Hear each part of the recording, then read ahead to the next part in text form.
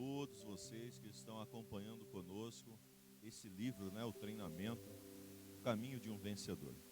O objetivo de nós, então, estarmos com esse livro e estudando ele é para ajudar você a melhorar a sua performance e entender, então, o processo da qual nós temos, então, como igreja, para poder, então, ajudar você e a sua família a avançar a cada dia mais. Falamos sobre o batismo, o pós-batismo. Se você perdeu as aulas, você pode voltar. Falamos então sobre o Dunamis, o poder do Espírito de Deus em nós e através de nós. E falamos também a respeito da fé. A semana passada falamos a respeito da fé. Hoje nós então falaremos sobre o terceiro pilar, importantíssimo para a nossa vida, porque entendemos que precisa haver um equilíbrio entre os 5 pilares, de nossas vidas. E hoje falaremos sobre a nossa família, o pilar família, a importância do pilar família. Família, o meu maior patrimônio. Habite ricamente em vocês a palavra de Cristo. Colossenses 3:16, a parte A. Efésios 3:14 e 15 diz assim: por esta razão, ajoelho-me diante do Pai, do qual recebe o nome toda a família nos céus e na terra.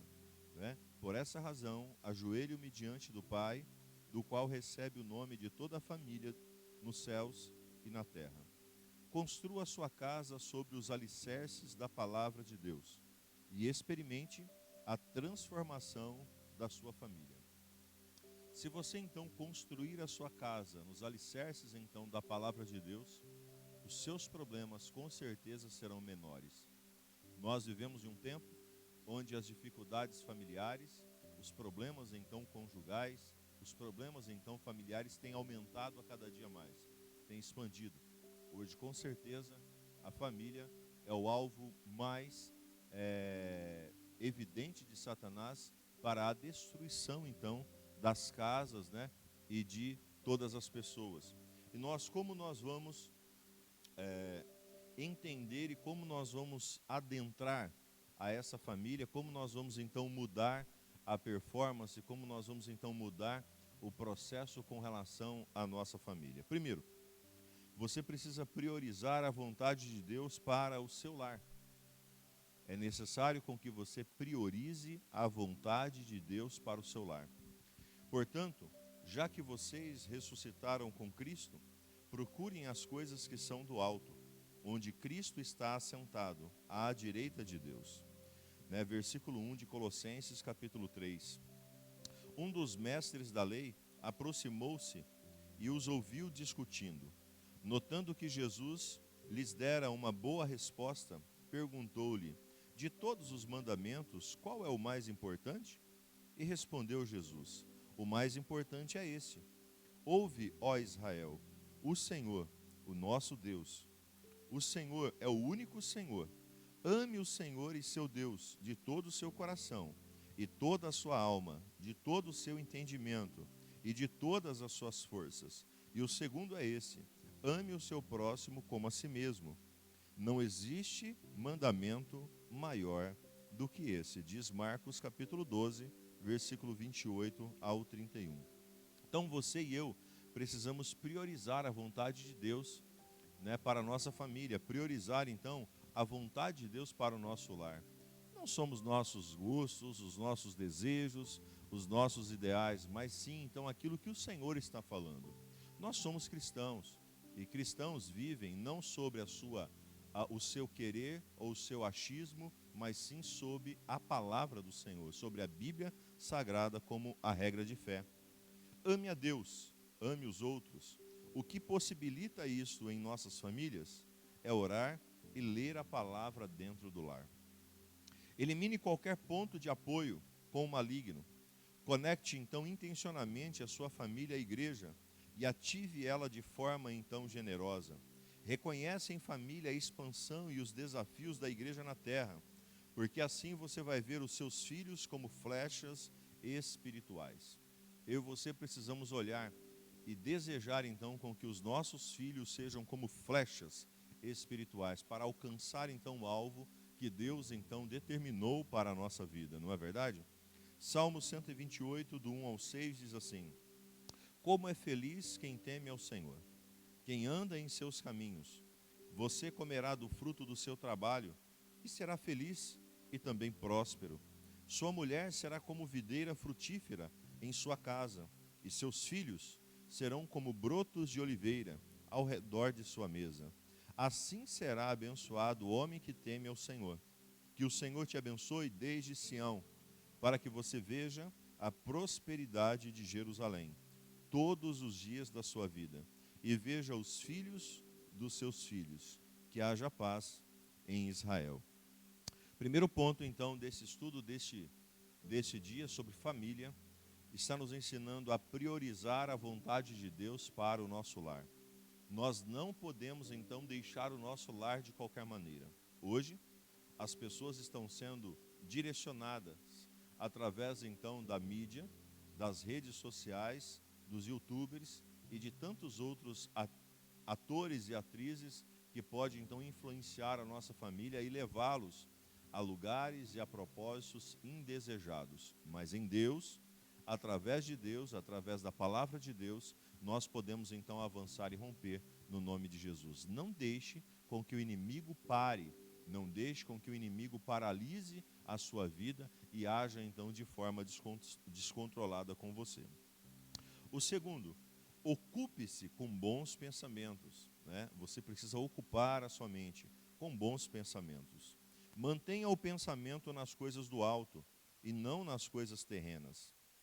Versículo 2: Pois vocês morreram e agora a sua vida está contida com Cristo em Deus. Quando Cristo é a sua vida, for manifestada, então vocês também serão manifestados com ele em glória. Versículo 3 e 4 de Colossenses. A palavra de Deus sempre será a principal fonte dos bons pensamentos. Os bons pensamentos promovem boas atitudes. As boas atitudes transformam os relacionamentos. A atitude é o nosso desejo pelo progresso. Suas raízes ficam no interior, mas seu fruto é exterior. É nossa melhor amiga ou nossa pior inimiga. É mais honesta e mais constante do que as palavras. É nossa visão de mundo com base em experiências do passado. É algo que se aproxima as pessoas de nós ou que repele então elas de nós. Nunca está satisfeita até que possa ser expressa e é a biblioteca do passado, é o porta-voz do nosso presente, é a profetisa do nosso futuro, diz então o pastor John Maxwell. Lembre-se, a sua boa atitude determinará o modo de ver a sua vida. A boa atitude determinará em muito a saúde nos relacionamentos. A boa atitude determinará boa parte do sucesso da sua família. A boa atitude no início das tarefas será o grande diferencial para o resultado. A boa atitude transformará problemas em bênçãos. E a boa atitude pode então contagiar todo o ambiente positivamente. A boa atitude não ocorre só porque as pessoas é cristã. Então eu e você precisamos pensar e ocupar os nossos pensamentos, né, a nossa cabeça com bons pensamentos. O diabo ele quer trabalhar então na sua mente, e a mente é o campo de batalha. Se você então não tiver bons pensamentos na sua casa, bons pensamentos com a sua família, bons pensamentos no seu relacionamento, você então vai perecer. Ou você deixa então os bons pensamentos entrar na tua vida, ou você vai começar a olhar para o seu cônjuge e então desprezar. Você vai começar a olhar para os seus filhos ou para os seus pais e o desprezar. Por quê? Porque os pensamentos malignos vão tomando conta então do coração das pessoas. Nós precisamos avançar, romper e ultrapassar cada uma das dificuldades que nós estamos enfrentando. E através dos bons pensamentos, a vitória então chega para a nossa vida. Terceiro, abandone as práticas destrutivas. Uma família, ela possui várias práticas, então tudo que for destrutivo, abandone, retire da sua vida. Não permita com que isso faça parte então do seu dia a dia. No verso 5, assim façam morrer tudo o que pertence à natureza terrena de vocês: imoralidade sexual, impureza, paixão, desejos então maus e ganância, que é a idolatria. É por causa dessas coisas que vem a ira de Deus sobre os que vivem na desobediência, as quais vocês praticaram no passado, quando costumavam então a viver nelas. Agora, abandone todas essas coisas. Abandone a ira, a indignação, a maldade, a maledicência, a linguagem indecente no falar. Não mintam uns aos outros, visto que vocês já despiram do velho homem com suas práticas. Romanos 6,11 também diz: da mesma forma, considere-se mortos para o pecado, mas vivos para Deus, em Cristo Jesus. Portanto, não permita que o pecado continue dominando os seus corpos mortais, fazendo com que você desobedeça aos seus desejos. Não ofereça os membros dos seus corpos ao pecado como instrumento de injustiça. Antes, ofereçam-se a Deus como quem voltou da morte para a vida. Ofereça os membros dos seus corpos a Ele como instrumentos de justiça, pois o pecado não os dominará, porque vocês não estão debaixo da lei, mas debaixo da graça. Romanos 6, do 11 ao 14.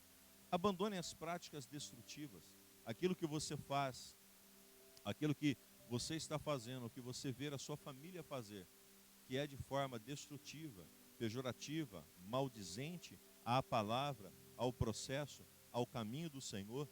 Elimine, retire isso da sua vida, arranque isso do seu coração, para que você possa então viver realmente e verdadeiramente aquilo que Deus tem para a sua vida, aquilo que Deus tem para a sua história, aquilo que Deus tem para a sua família, aquilo que Deus tem para a sua existência, tá bem? Quarto, elimine toda a sensação de rejeição. Nesta nova vida, já não há diferença entre grego e judeu, circunciso e incircunciso, bárbaro e cita, escravo e livre, mas Cristo é tudo e está em todos. Portanto, como povo escolhido de Deus. Versos 1 e 12. Romanos 8,15 diz assim: pois vocês não receberam um espírito que os escravize, para novamente temer, mas receberam um espírito que os adota como filhos, por meio do qual clamamos: Abba, Pai. O próprio Espírito testemunha ao nosso espírito que somos filhos de Deus. Aleluia. Então, elimine toda a sensação de rejeição. Você é um filho amado de Deus. Você é uma filha amada de Deus. Jesus morreu por todos. Todos aqueles que têm fé para encarar então Ele, receber então Ele, vão viver então a promessa e a proposta que Ele tem para a vida em abundante. Quinto, viva a influência de Cristo em você. Versos 12 e 13. Portanto, como povo escolhido de Deus, santo e amado, revistam-se de profunda compaixão, bondade, humildade, mansidão e paciência. Suportem-se uns aos outros e perdoem as queixas que tiveram uns contra os outros. Perdoe como o Senhor lhes perdoou. Questões de identidade. Eu sou escolhido, sou amado e sou santo, separado por Deus. Então viva a vida de Cristo em você. Não deixe com que o inimigo então destrua isso em você, tá bom? Veja a lista de marcas da ação do Espírito Santo em você. Compaixão. Você precisa ser então uma pessoa gentil.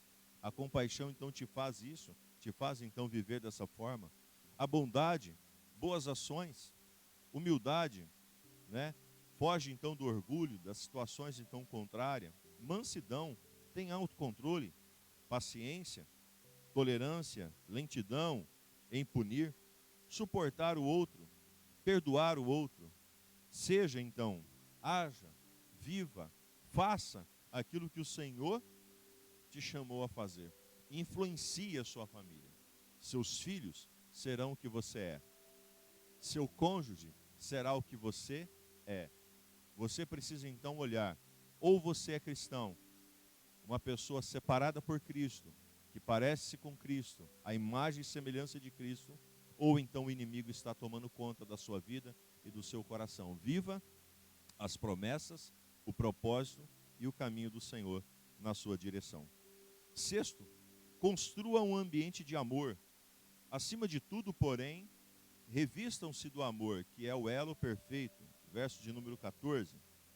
Foi assim que Deus manifestou o seu amor entre nós. Enviou o seu Filho unigênito ao mundo, para que pudéssemos então viver por meio dele.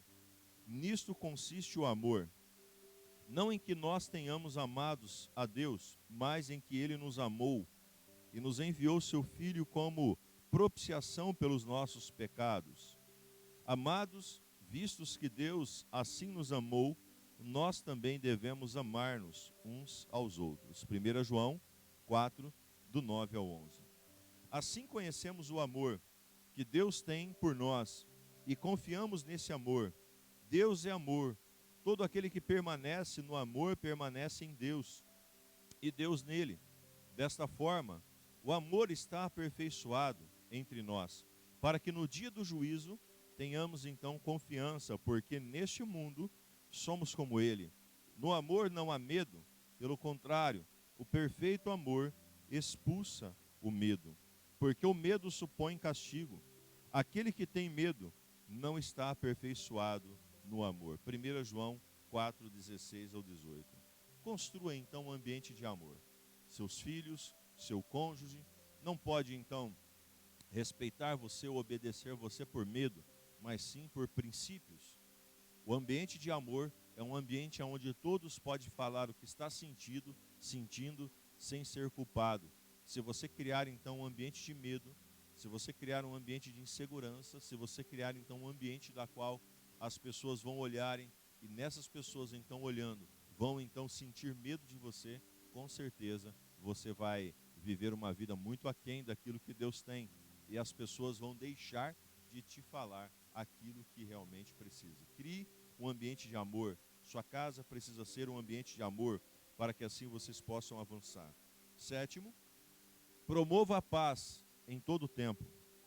Que a paz de Cristo seja o juiz em seus corações, visto que vocês foram chamados a viver em paz, como membros de um só corpo, né? A paz, um estado de tranquilidade nacional, ausência de devastação, destruição, de guerra, de paz entre os indivíduos, harmonia, concórdia, segurança, tranquilidade, prosperidade, felicidade, a paz do Messias, o caminho que leva à paz, à salvação, o estado tranquilo de uma alma que tem certeza da sua salvação através de Cristo. Promova a paz na sua casa. A Bíblia diz: o que depender de nós, tenhamos paz com todos os homens. Tenha paz, vive então uma vida de paz e desfrute de tudo aquilo que Deus tem para você. Oitavo, celebre as realizações de Deus. Sejam então agradecidos. Verso de número 15.